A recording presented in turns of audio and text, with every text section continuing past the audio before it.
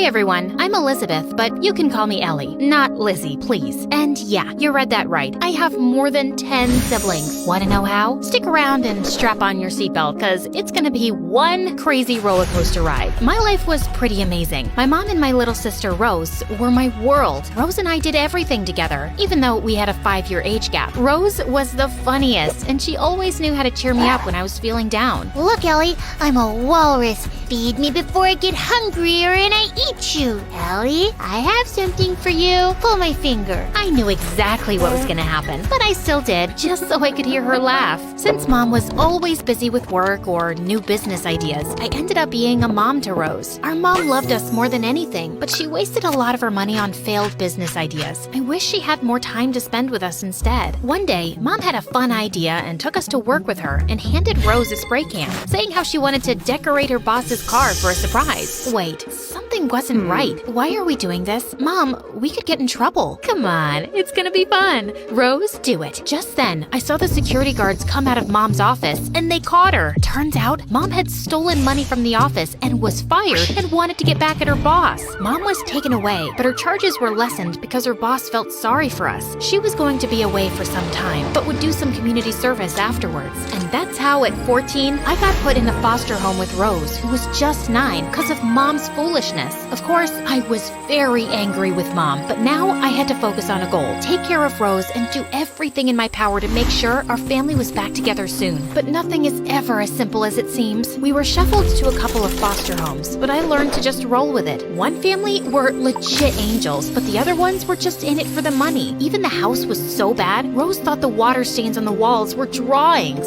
Since I wanted to give Rose everything she could want, I started some side hustles to make some cash. I did it all. Dog walking, babysitting, barista, waitress, you name it. You see, I was extremely smart, not just academically, but also street smart, and I learned things quickly. But on the day I turned 15, we were sent to a new foster home, and this place changed my entire life. For good, for bad, you'll find out soon enough. Oh, before I forget the most important part, like and subscribe. Okay, let's get back to it. Our new foster family was Kate and Adam and their daughter Juliana. Kate was an old friend of Mom's, and she was an interior designer. A freaking good one. Their entire house looked like it belonged in a magazine. Adam was a pediatrician and got along really well with children. Juliana was a couple of years younger than me, but older than Rose, and always had the biggest smile on her face. She was over the moon when we moved into her home. We used to see each other when we were young, and she was always friendly with Rose. I'll never forget our first night at the new foster home. Ellie, you hear the footsteps? Is that a ghost? Come on, Rose. There's no such thing as ghosts. Ugh, I'll go check, okay? No, don't. What if it gets you? I'm your big, strong sister. There's no way it can get me. Ah, ghost! I felt my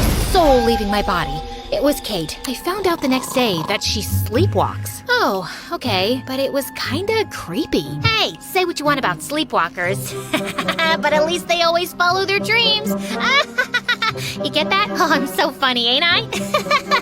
Yeah, you are. After that day, I saw how well Rose got along with Juliana. She was the happiest she'd ever been, and I was happy too. So I went back to focusing on my goal. I wasn't at home a lot because of the part-time jobs, and I would get back home late. But one night, I found Rose crying. What's wrong? Did something happen? My tummy hurts so much, Ellie. I began screaming, and Kate ran into our room. We rushed her to Adam's clinic and found out it was an allergic reaction, and I saw red. Did you give her shellfish for dinner? Didn't you see the documents before you decided to foster us? How could you? I'm sorry. It was an honest mistake. Rose, baby, I'm so sorry. I didn't mean to. What if something worse happened? But it didn't, thanks to you. Now, let Rose rest and we can head home together, okay? I stayed by Rose's side the entire time, and once she was fine, Rose made me apologize to Kate for being so rude and told me how nice she was with her all the time. She does so much for us, so much more than Mom. Her words made me realize that maybe I did let my emotions get the best of me. So the next morning, I walked over to Kate and Adam's room to apologize, but as soon as I got to the door, I noticed Kate and Juliana whispering. As soon as they saw me, they went totally silent. That was weird. After that, I'd often see them talking like they had something to hide. Sure, I was curious, but it wasn't like I really cared or anything. But when Rose also joined in, I was super suspicious. Hey, Rose, what's going on? What's with all the whispering? Oh, nothing. Really? I saw Juliana whisper something and then you laughed. Tell me too. I want to laugh too. Or is there some huge secret? It was just some dumb boy stuff. off. You sound like a mom trying to be BFFs with her daughter.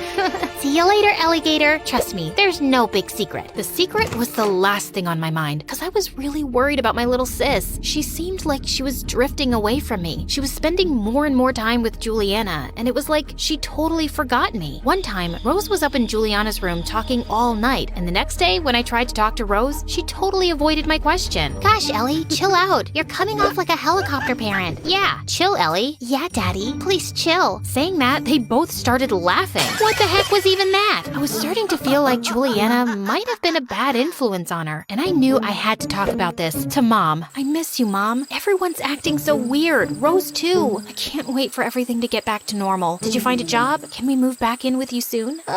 About that. No, I don't have a job yet, but I do need your help with something. Could you lend me some money? I need to pay back that ex-boss a little at a time, but since I don't have a job right now, I did lend Mom the money, but that was when I had a brilliant idea. I suggested she come and work at the coffee shop with me. She agreed, and it took me a couple days, but I finally convinced my boss I could spend time with her and forget about how Rose was behaving at home. And the boss liked how well I worked and promoted me to assistant manager as well. But the minute I got back home, Kate came running and hugged me. OMG, it's so late. Are you mad? Mad? Not at all. I was worried, kiddo. You know Adam's out looking for you, but thank God you're all right. I'll let Adam know. Someone worrying about me when I was home late? That was a first for me. It's nothing, Kate, just some schoolwork, but I appreciate you being concerned for me. I'll call you from now on if I go late. Pinky promise?